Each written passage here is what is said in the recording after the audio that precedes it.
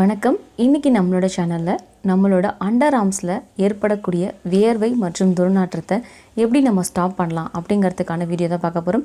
நிறைய பேருக்கு பார்த்தீங்க அப்படின்னா அண்டர் ஆர்ம்ஸில் அதிகப்படியான வேர்வை வந்து சுரக்கும். அந்த வேர்வை காரணத்தினால உங்களுக்கு துர்நாற்றமும் வரும், அதாவது ஸ்மெல்ஸ் இருக்க ஆரம்பிக்கும்.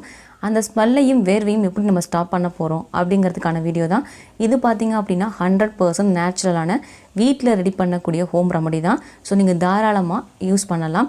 எந்த ஒரு சைடு எஃபெக்ட்டும் வரும் அப்படிங்கிற பயம் உங்களுக்கு வேண்டாம்.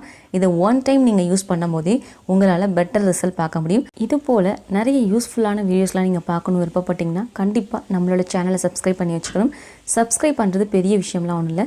இந்த வீடியோ கீழே ரெட் கலரில் சப்ஸ்கிரைப் சொல்லிட்டு ஒரு பட்டன் இருக்கும். அந்த பட்டனை ப்ரெஸ் பண்ணுங்கள். அந்த பட்டனை ப்ரெஸ் பண்ணோடனே உங்களுக்கு பக்கத்தில் ஒரு பெல் ஐக்கான் வரும். அதையும் டேப் பண்ணி ஆன்லைன் செட் பண்ணுங்கள். அப்போ தான் ஃப்யூச்சரில் நான் போடுற ஒவ்வொரு நியூ வீடியோஸும் உங்கள் ஃபோனுக்கு நோட்டிஃபிகேஷனாக வரும். நீங்கள் மிஸ் பண்ணாமல் பார்க்க முடியும். ரெமடி பண்ண ஸ்டார்ட் பண்ணிடலாம்.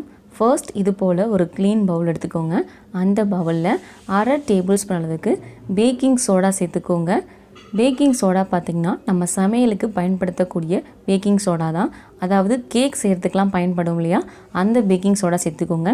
பேக்கிங் சோடா உங்களுக்கு கிடைக்கல அப்படின்னா ஆன்லைனில் வாங்குறதுக்கான லிங்க் வந்து கீழே டிஸ்கிரிப்ஷன் பாக்ஸில் இருக்குது. ஸோ அதை கிளிக் பண்ணி நீங்கள் வாங்கிக்கலாம். அடுத்ததாக பார்த்திங்க அப்படின்னா 1/2 டேபிள் ஸ்பூன் அளவுக்கு சோள மாவு சேர்த்துக்கோங்க. கார்ன்ஃப்ளவர் மாவுன்னு சொல்லுவோம் இல்லையா, அந்த மாவு தான். இப்போ இது ரெண்டையும் சேர்த்து நல்லா மிக்ஸ் பண்ணி எடுத்துக்கோங்க.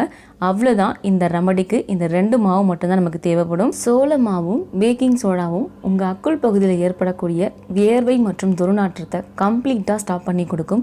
சில பேர் பார்த்தீங்க அப்படின்னா அக்குளில் வந்து ஸ்மெல் இருக்குது அப்படிங்கிறதுக்காக நீங்கள் நார்மலாக முகத்துக்கு அடிக்கக்கூடிய பவுடரை வந்து உங்கள் அக்குள் பகுதியில் யூஸ் பண்ணுவீங்க. நீங்கள் அதுக்கு பதிலாக இந்த ஒரு பவுடரை நீங்கள் யூஸ் பண்ணிட்டு வரலாம். இந்த மாதிரி ரெண்டு பவுடரையும் மிக்ஸ் பண்ணி வச்சுக்கோங்க. இதை டெய்லி பேசிஸில் நீங்கள் வந்து உங்கள் அக்குள் பகுதியில் அப்ளை பண்ணிவிட்டு வாங்க.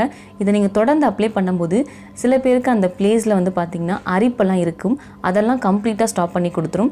அதே மாதிரி அந்த இடத்துல வந்து பார்த்திங்கன்னா சில பேருக்கு ரொம்ப கருமையாக இருக்கும்.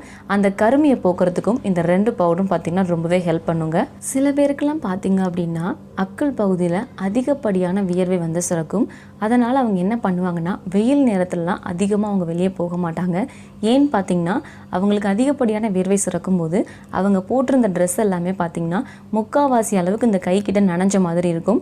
அது மட்டும் இல்லைங்க, அதுலேருந்து லைட்டாக ஸ்மெல்லும் வர ஆரம்பிக்கும். இந்த மாதிரி சங்கடப்பட்டுட்டு வெளியே போகாமல் இருக்கீங்க அப்படின்னா கண்டிப்பாக நீங்கள் எல்லாருமே இந்த ஒரு ஹோம் ரெமடியை ட்ரை பண்ணுங்கள்.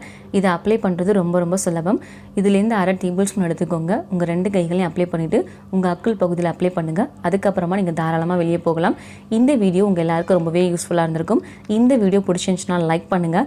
மறக்காமல் இந்த வீடியோ உங்கள் ஃப்ரெண்ட்ஸ்க்கும் ஷேர் பண்ணுங்கள்.